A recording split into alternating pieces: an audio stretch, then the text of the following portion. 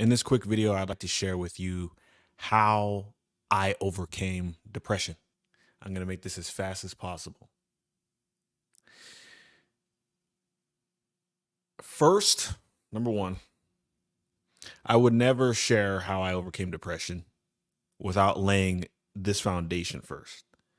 And don't click off the video once I give you this answer because it's going to sound cliche, but then I want to go into more depth and give you more practical ways of doing this.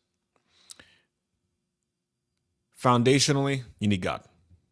End of story. If you're broken spiritually, you're broken. Start off with God.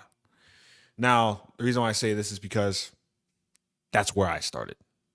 I'm only going to give you what I did to overcome depression. But now, here's the challenging part. There's a lot of Christians out there who already believe in God.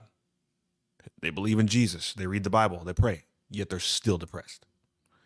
So, man, what do you do once you already believe in God and you're still depressed? Well, now I want to get into some practical things that I did. And I need to question, what are the things that make you feel like you're depressed? For example, maybe you were in a relationship and you were in love with this girl. Or if you're a girl and you're in love with a guy, however it played out. You felt like you were in love.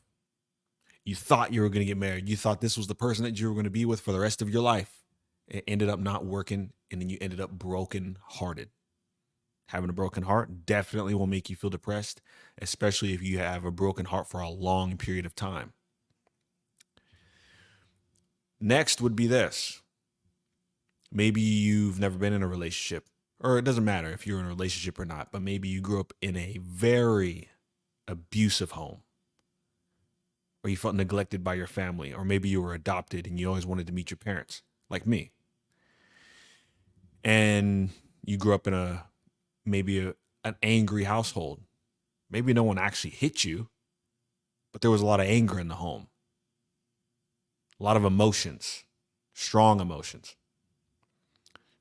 Feelings of anger, feelings of sadness, feeling of loneliness, even self-deletion thoughts. I've had all of these experiences. And even a little bit of the physical abuse, just a little bit, not extreme. You know, I've had people put their hands on me when I was a kid.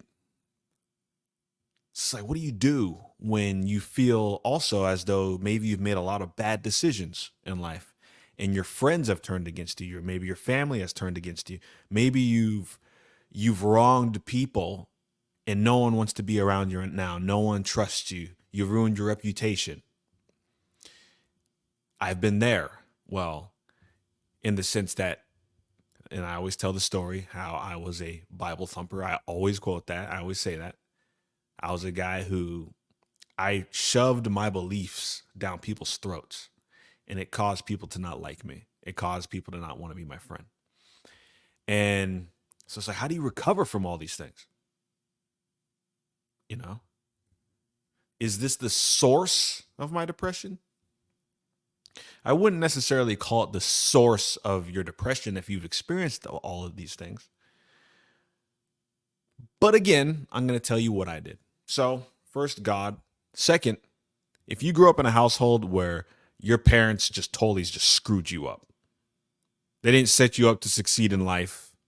Maybe you were one of those kids who you were just playing video games in your mother's basement and you can barely hold a job and you have no motivation.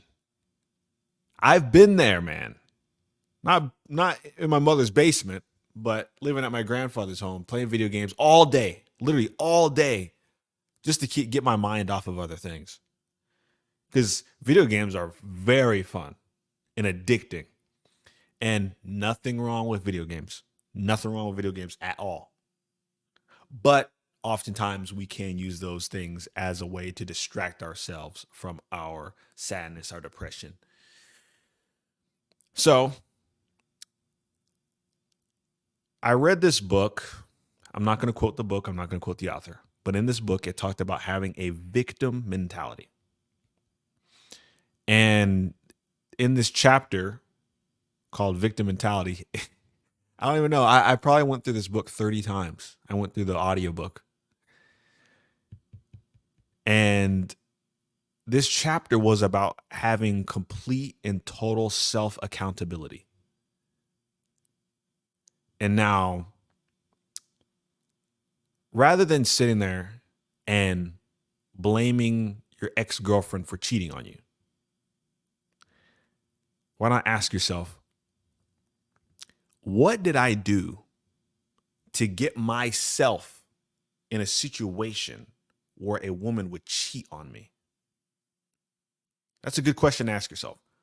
What did I do to put myself in a situation to allow a woman to cheat on me?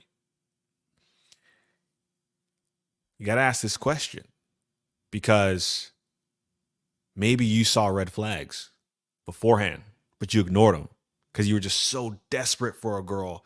And this can apply to women as well. This advice. You were so desperate for a relationship that you didn't realize you were trying to fill a void by getting into a relationship. You're running from something, but you didn't know what you were running from. You thought this relationship would save you from your depression, from your sadness, from your loneliness, whatever it is that you're experiencing. And maybe for a time you felt really good, you felt happy, you maybe even felt like this was a God moment. Like, oh man, God gave me this woman and now I feel better. But then once the relationship ended, all of a sudden you were back depressed again. You have to ask yourself, was that really God? Because a lot of people, once they get into a relationship, they're like, man, all the stars aligned. I met this girl and, we think the same way. Our humor is the same. We have the same opinions on everything, on politics, on religion, on everything. It just, all the stars aligned, but I don't know what happened. Shortly after, maybe some time went by, 6 months go by, a year goes by, a couple years go by, and just the spice just died out, just withered away. Maybe in that relationship, you had an attitude. I know she cheated on you. It's kind of, it hurt. It hurt bad. Or she left you and she didn't give you an explanation. Maybe she didn't cheat. She just said, look, you're a nice guy. You're a nice guy.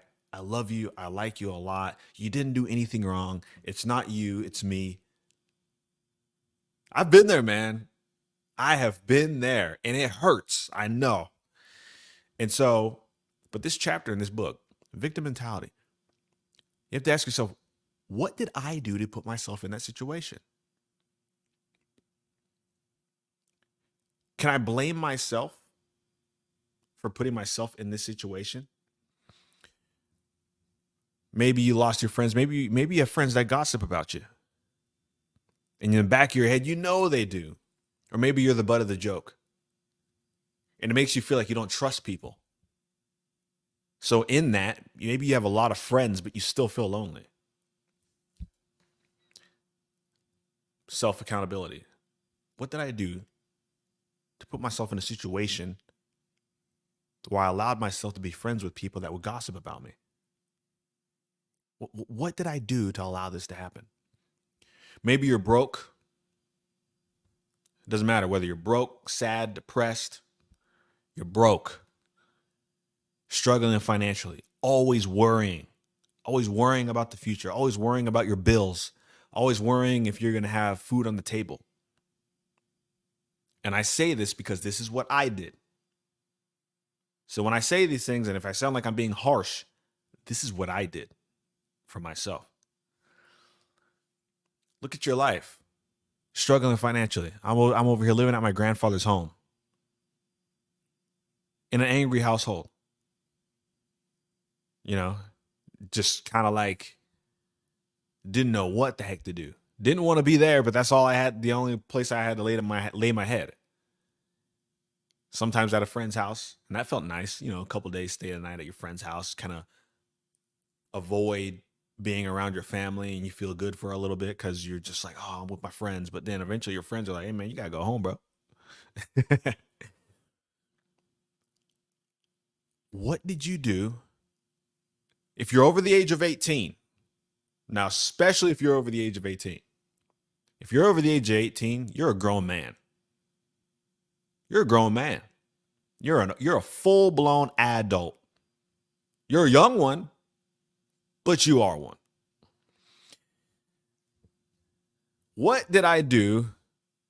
Day one, turned 18, bam, still living at your parents' house. What did I do to get myself in a situation where I'm 18 years old and I'm still living at my parents' house? Self-accountability. And then once you start working on these problems, working through them internally, thinking about them, pondering them, and start getting control over your life, managing your resources, managing your money, realizing it wasn't your ex-girlfriend, it was you. You were the one who was screwed up. Once you could take responsibility for that, now in the future, if you're talking to someone, you realize, oh, you see your flaws and you see what you have to work on. Instead of having to get into a relationship repetitively over and over again, having your heart broken over and over again, now you can see your own flaws. This is what I did. So then once you see your flaws and you see the areas where you've gone wrong, you can start working on yourself now. Because before, you may have pride. Everybody else is the issue. You're a victim of life. You're a victim of your life circumstances. You're a victim of what happened to you in your home. You were when you were a kid, but now you're a grown man. If you were born in that situation, it's not your fault. But if you stay in that situation, it's your fault. Especially once you're an adult. And there comes a point in your life. See, I got to go to work soon. I have an alarm. I'm self-accountable. Doing a podcast, hold myself accountable. I got to get to work soon, but I'll try to make this quick and short and easy for you to understand. There comes a point in your life where you realize no one is going to come and save you. Look, Jesus Christ, he did the work to save you so that you can, once you die, you're saved in eternity. You're saved spiritually. God loves you. He has forgiven you of your sin. So he did that part. But he's not going to save you every time you make a bad decision. He's not going to pull you out of every situation that you put yourself into.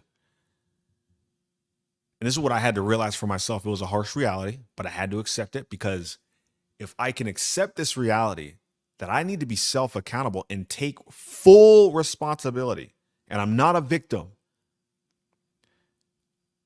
I've been in some crazy situations, especially with my job as a bodyguard. I've been in situations, man, dangerous situations, life-threatening situations, people want to kill you type situations, pull a knife out on you type situations. And I'm self-accountable. What did I do to put myself in a situation where a man pulled a knife out on me? Was there a way I could have de-escalated that situation? What did I do to put myself into debt? And a lot of debt. Oh man, I probably shouldn't have bought those video games on a credit card. I bought a new car, or I bought a brand new car or a used car. I overpaid for it. I bought this car because I thought that it would make me look nice to the ladies. But now I got a lot of debt and I'm working a minimum wage job. I can sit there and get mad at the government, which, yeah, we know that can be corrupt too. But we're not blaming the Illuminati. for your problems. We're blaming you. You'd be like, what did I do to allow the Illuminati to control my life? If you believe in the Illuminati. So once you start taking responsibility, man, there's so much joy that comes with that, because that's how you were created to live. That's biblical. God gave man dominion over the earth. Dominion. If someone wants to argue the point, oh, no, God doesn't want you to have control over your life, then what's the point of self-control?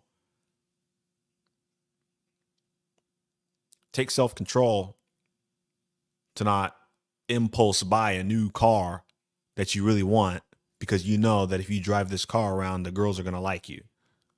That's self-control, to not do that. Or to just buy everything in front of your face, or to just chase every woman that you like. Or if you're starting a business, being self-disciplined enough to learn how a business works, to read books on business.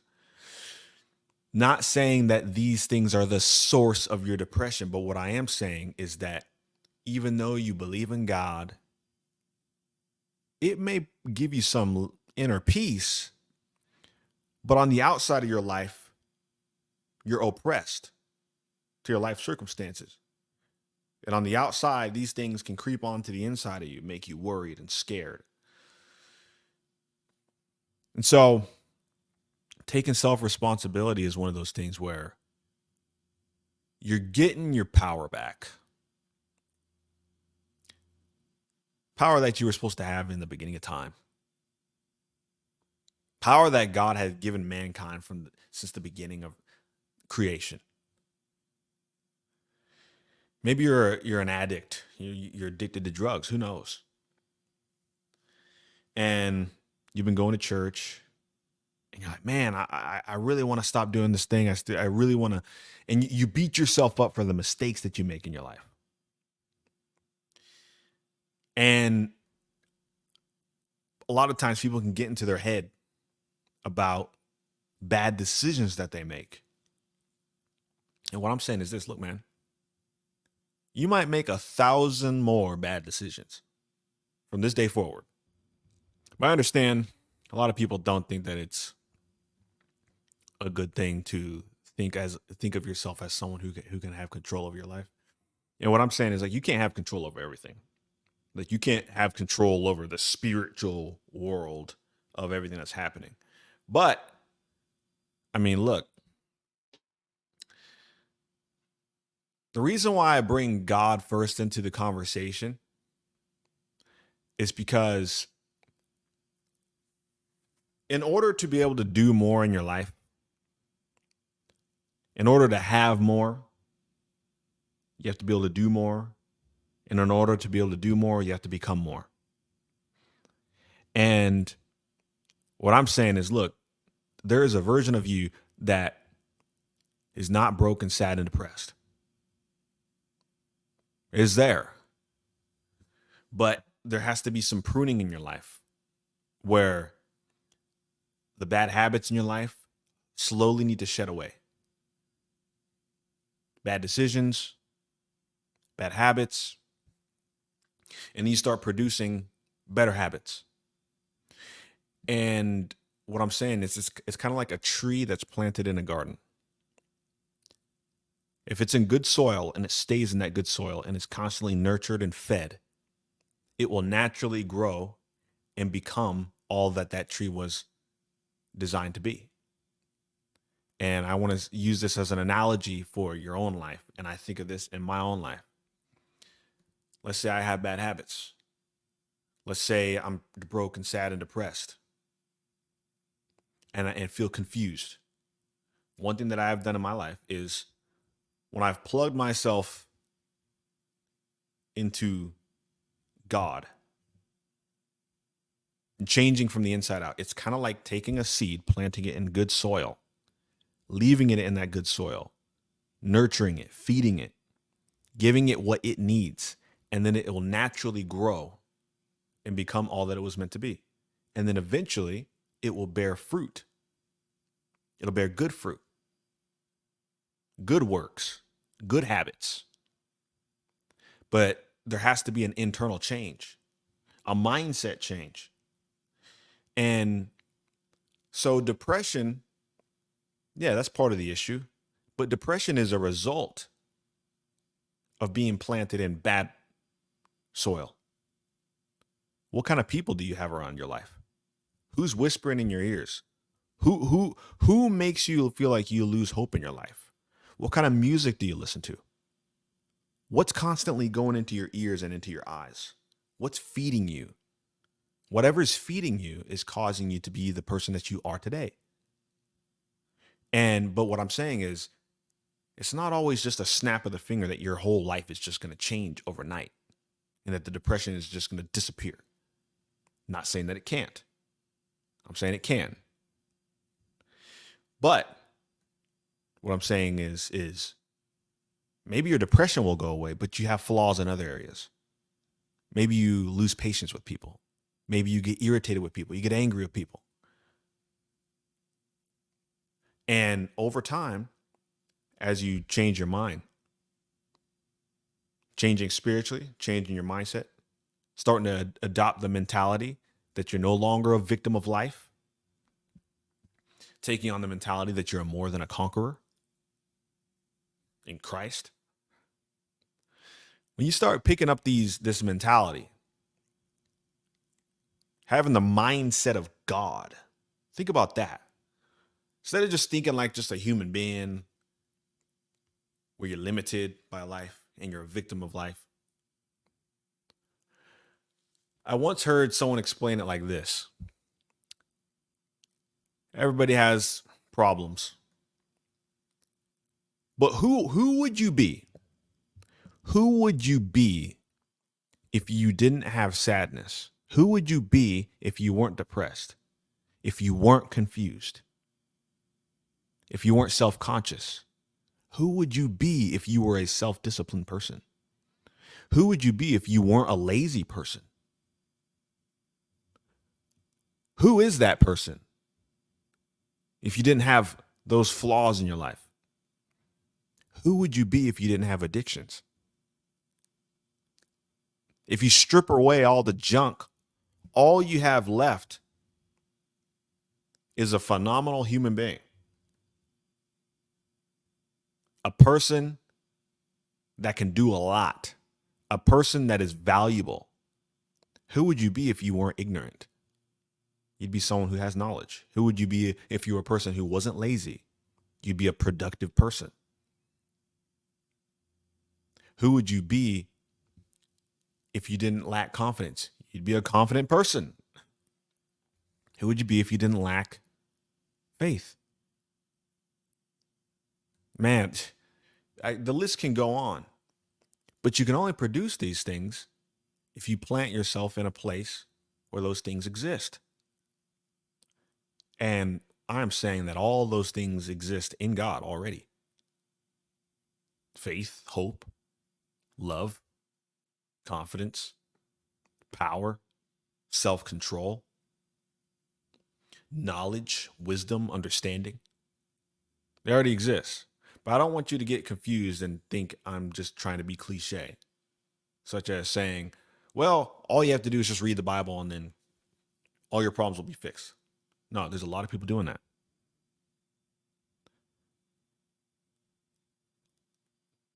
A tree has to be fed not only just with water and good soil and the sun. It has to be fed in multiple ways. It has to be planted and staying in an environment where it can constantly grow. And it talks about how Christ, he prunes us. He's going to strip away the junk so that you can produce fruit in your life. You can be productive. And now, anyways, I say all this to encourage you. A great place to start is God. It's a great place to start. Next, man, bro, if your parents screwed you up, forgive them. Tell them that you forgive them. And then lastly, I would say, you got to drop that victim mentality. That victim mentality is destroying you. I used to have a victim mentality. thinking, man, well, I'm a black man. Life is hard for black people. That's how I used to think. I thought that I was just a victim. And I refuse to think that way now, to where I am so glad that I no longer think that way. Because I'll be honest, I'd probably be still living at my grandfather's home, or I'd be homeless. That's what would be going on.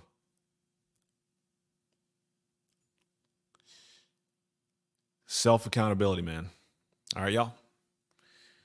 Didn't mean to go almost 30 minutes, but it is what it is. Just a little word of encouragement for a listener. This is how I overcame depression in my life. And I hope that you find the answers in your life. All right, y'all. God bless. Subscribe to the Creed podcast. Hit the like button, comment below, tell me your thoughts. And yeah, man. Say all this to help you and encourage you. All right, y'all. I got to go to work.